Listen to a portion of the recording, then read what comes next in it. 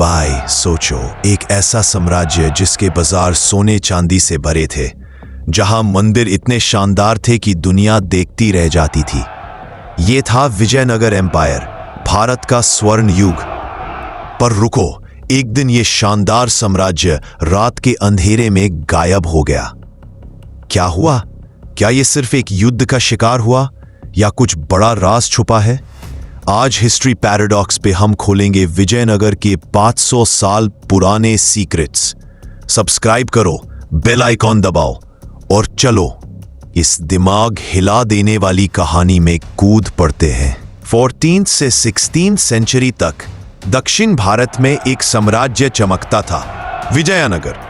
ये एक ऐसा एम्पायर था जिसका नाम सुनते ही लोगों के दिमाग में सोने चांदी के बाजार, शानदार मंदिर और एक अनबीटेबल सेना की छवि बन जाती थी। हम्पी, इसकी राजधानी, दुनिया का सबसे अमीर शहर माना जाता था।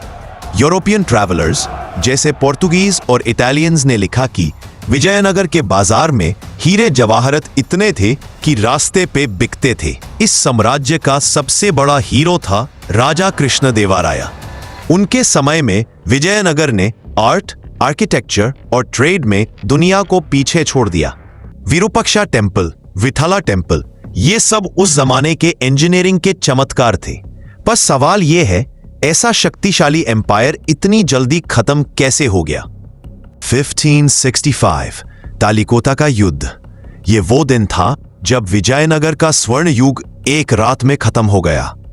दक्कन के सुल्तानों बीजापुर, गोलकोंडा और अहमदनगर ने मिलके विजयनगर पे हमला किया।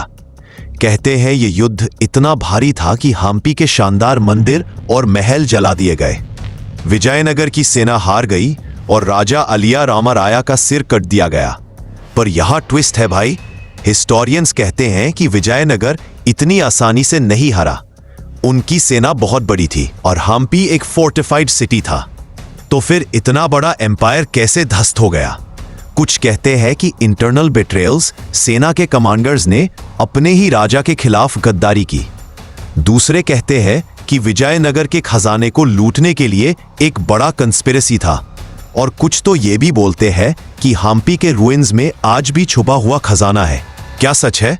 और एक बात, हम्पी के रुइंस आज भी यूनेस्को वर्ल्ड हेरिटेज साइट है, पर वहां कुछ ऐसे क्लूज हैं जो एक बड़ा राज खोल सकते हैं। चलो देखते हैं। आज हम्पी के रुइंस देखने जाओ तो लगता है जैसे वक्त वही रुक गया हो। विठला टेम्पल का म्यूजिकल पिलर्स, लोटस महल का आर्किटेक्चर, ये सब उस जमाने की एडवांस टेक्नोलॉजी के प्रूफ है। पर आर्कियोलॉजिस्ट्स ने हम्पी में कुछ अजीब चीजें भी देखी है। कुछ कार्विंग्स में ऐसे सिंबल्स हैं जो किसी एलियन स्क्रिप्ट जैसी लगती हैं।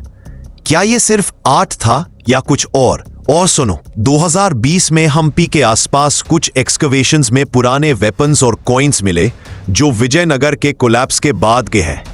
क्या ये इस बात का प्रूफ है कि एम्पायर पूरा खत्म नहीं हुआ था या फिर कोई छुपा हुआ रेजिस्टेंस मूवमेंट चलता रहा?